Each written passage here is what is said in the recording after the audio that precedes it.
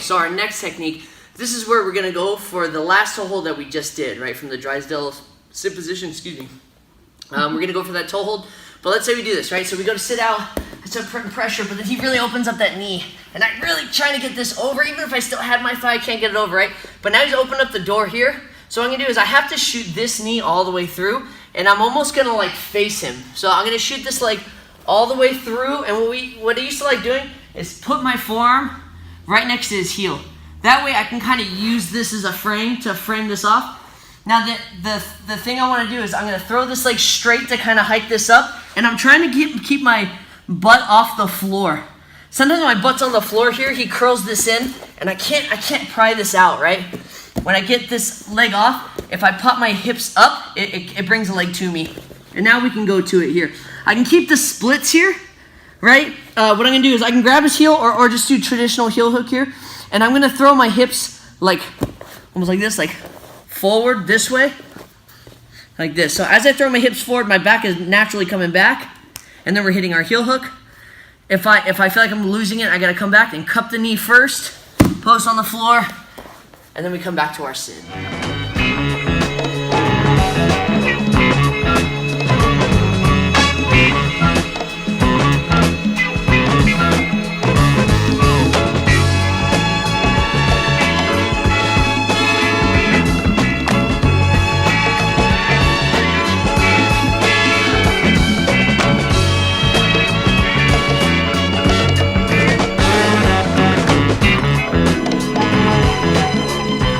Okay, next one. Okay, so this is where we're getting to our saddle or our honey hole, kind of however you guys like to call it. So let's say I was having a hard time arm wrestling with his leg here, and then we weren't feeling too good. Maybe I'm not too comfortable with toe holds, maybe.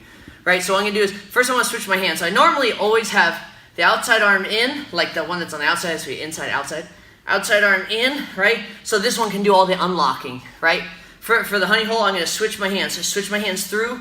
And this gets nitpicky too, but try not to do this. Try not to pull this hand out and then try to stick this hand in, because now it's gonna like the door's gonna be shut. So lock your hands, yank your arms through like this. And now I'm gonna grab the far ankle, pull it to me, and now we have to start adjusting and facing our partner. You can hold this like this if you want.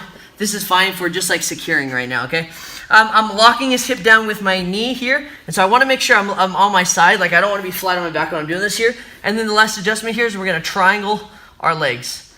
Now we're going to take this will be our bottom arm. We're going to swim this all the way in like this, and then cup his knee here. Take the time to like cinch this up. Don't try to go right for the heel right off the back, because it's usually when we're going to kind of lose it, right? And now we'll do a big back swing with our elbow. Like aim with your elbow. Try not to aim with your hand. Aim with your elbow, get right at the end of the toes. That's where you get like the most torque.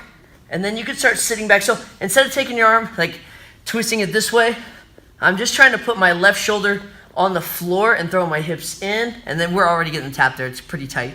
Okay, if we ever need to unlock because we want to come back to the sit, we don't want him coming up on top of us, right? We let go, right? I'm tossing his legs, and this one can go through and grab his other thigh here if you want, and grab his hip. Like this, and then pull yourself up. Boom.